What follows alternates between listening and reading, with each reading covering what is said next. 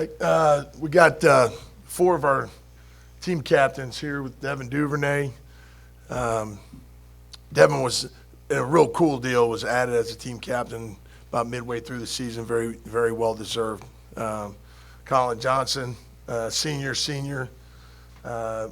Devin and Colin, both wide receivers. Offensive lineman captain, senior Zach Shackelford. Junior captain, quarterback Sam Ellinger, and sophomore running back Keontae Ingram. So those are the guys you guys came to hear about and hear from. I'll just give you real quick. We've been very excited to be here in San Antonio. We really appreciate the opportunity to represent University of Texas and the great state of Texas in this bowl game. And we've had a really good week of practice. Guys have done a great job of managing, the events, the different things that the bowl people have planned for us. They've done a great job of managing those, as well as locking in during practice time, getting some good work in. We know we're facing a tough opponent in Utah, very successful team, not only this year but just the program that Coach Whittingham has put together over his 13-year span there, or 15-year span there. Just a really impressive program overall. So we're looking forward to the challenge, and we're excited about the opportunity again to be here at the Alamo Bowl. Thank you, Coach. Questions, hands up. Go far left first, please. Coach, Utah's defensive line specifically, has been rated as one of the best, if not the best in the country. Can you talk about the challenges that you'll face with your O-line? Yeah, they obviously they got I think the number one rushing offense in the country, led by a couple of All-Americans, Bradley Anai and I hope I don't butcher anybody's names, but Leki Fotu, number 99 is a defensive lineman. Number 6, Bradley Anai, who is 7th in the country in sacks. So, they present a challenge. I mean, they're very well coached. They're older guys that have been in the program for a while. They play extremely hard. I tell the offensive linemen all the time that when we work, it all works, and that's our challenge. We've had a good bowl preparation so far, and I know the guys are looking forward to playing on Tuesday night. Middle. Dennis Delapena, Fox 7 Austin. Colin, 1 to 10, how's the hammy? And how motivated are you to not only play your final game in Burnt Orange on Tuesday, but to shine in it? It's always hard to put a kind of a percentage on a hamstring because it's one of those like lingering injuries, but I feel great. I've been practicing for a while now. I feel great, and I'm just excited to get back out there with my team and just play the sport I love, and that's football. At the end of the day, people could argue, it's a bowl game, things like that, and a lot of people choose to sit out for whatever reason. But, for me, it's just something I just get another opportunity to play if I'm healthy, which I feel healthy right now, to go out there and play the game I love. So it just comes down to that.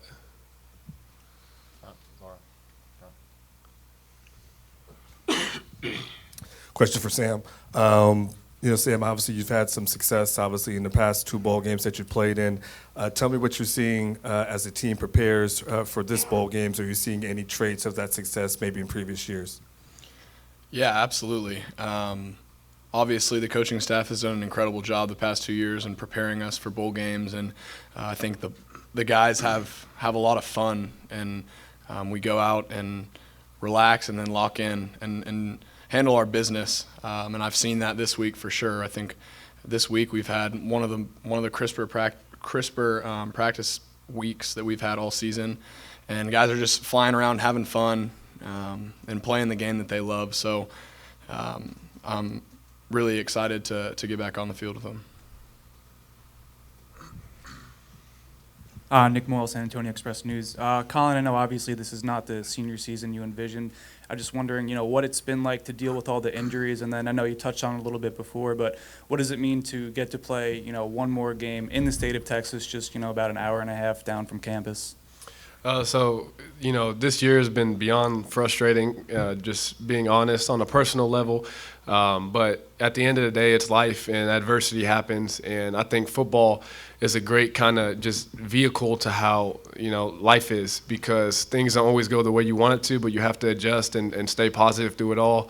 And being a team captain and stuff also helped me, because I don't only have to think about myself. I have to think about the team. And I have to think about, how they look at me. So I got to be a light every day I show up to work, per se, and practice and try to lead those guys, even if I'm not physically on the field. But like I said, I'm just excited to get back to playing the game I love, and that's football, and it just comes down to that. Back. Right back.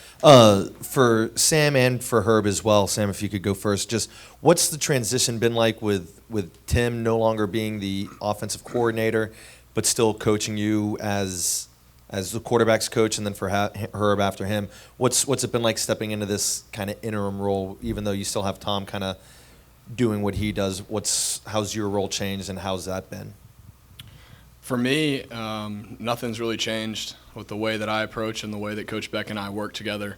Obviously, we're still going to do everything that we can to prepare to the best level that we can. And I can't say enough about how much he means to me and what he's done for me throughout my college career, from developing me as a freshman all the way till now. All credit is due to him, and so I love him to death. And we've been having a lot of fun, and I don't think really anything's changed. We're going to put our nose down and do everything that we can to prepare the best way we can. Yeah, and then from a preparation standpoint, leading up to the game, when we first started breaking down Utah and game planning and those sort of things, really it's been kind of business as usual. Tim, first of all, Tim Beck is an incredible professional and an incredible coach, and I've been blessed to work with him for the last 2 years, and but he's just done a great job of managing, the process of putting together the game plan, and Coach Herman's been very involved, as he always is. And as well as our entire staff, of putting together our thoughts going in to get these guys prepared to play. But just in terms of any difference, there really hasn't been any difference, which is a credit to the professionalism of our staff, and also it's a credit to these players as well, in that when you have the type of season that we had. It's nobody's happy about the way things unfolded. We didn't meet expectations, and the greatest expectations that we have in our program come from our locker room, not from anywhere else. We have great expectations that derive from our locker room, and we didn't meet those. And it was a tough season in that regard. But the way that these guys have handled it, this bowl prep has been a credit to them. And again, the professionalism of our coaching staff and all the guys that work together, coming to do a job that, to put these guys in the best position to win. Front left. Chip Brown with Horns247.com in the zone in Austin for Keontae and Sam. What's been the message from Herman about the changes that have occurred, and what do you think the level of buy-in is with the players who are returning in terms of, sticking with it? Yeah, I'll go ahead. Really nothing has been communicated because we still have a game to play, and ultimately none of those decisions or what happens is up to us. And so I think that we're all very focused on winning a bowl game, and so there hasn't been any communication there. But then the buy-in level, I think everybody right now we're having fun. I mean, it would be very easy for guys to kind of doze off and have a foot out the door, but I don't sense that at all. And, I think everybody's done a really good job of being mature about the situation and controlling what we can control and going to work. Thank you, Sam. From my standpoint, just feeding off of what was Sam saying. Nothing's really changed. There haven't been, really a different message. Same things going. Sometimes things happen. I mean, that's life. That's part of the game. And, man, we just tackling the day just like any other normal day. So, and I feel like we're doing a pretty good job at that as well. So. Question there then, Kurt. My question is for Devin. Excuse me, Mike Harge, AM 1300, The Zone. Devin, you've had a pretty interesting career since you got to the University of Texas, but can you touch on your journey from your freshman year when you made the decision to leave to come to Texas to where you are now and how everything's finished up for you? Yeah, I mean, I just came here. Felt like it was the best thing for me, and enjoyed the the people I was around, and I mean, so yeah, that freshman year, then they ended up leaving and got a new staff, kind of down year, and I just kind of after that off season, just just started working hard, and just put my head down and just try to get better every day, no matter what skill set I needed to get better at, so I could be better for my team, get on the field, and just produce. And whenever my number's called, I can do what I need to do, and just just try to help my team win games. I want to comment on that real quick. Being able to see what the transformation and obviously the position move that Devin went through from when I first got here to where he is now. Devin has been a guy that every coach dreams of. There was no complaining. Obviously, he knew what he was capable of when he stepped foot in here, and then he got the opportunity to do that this year. And he didn't say a word about it. He just kept working hard, and and now you see all the hard work that he's put in. So it's a testament to his character, and he's done an extremely good job of doing that, and he's going to be a hell of a player at the next level. Thank you, Devin, and then Sam. I would also like to say I think it's a shame that Devin Duvernay was not up for any type of postseason award. It's a joke, to be honest with you. I mean, the guy led the country in receiving. I wouldn't trade him for anybody.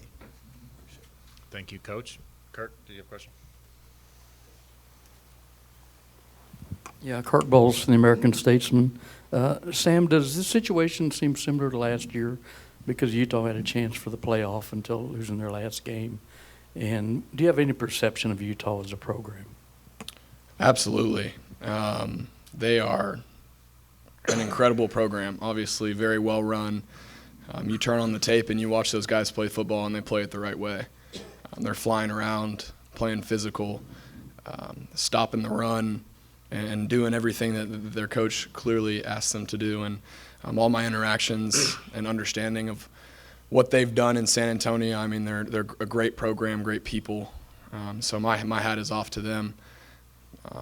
Incredible program. Let's get on the microphone, Kurt, please. Does it remind you of Georgia getting left out of the playoff and being kind of bummed out, and Utah was on the fringe of being in the playoffs? For me, their game plans and what they do as a defense is completely different. Big picture, that's irrelevant to me right now as I prepare for the defensive scheme that they're going to present on Tuesday.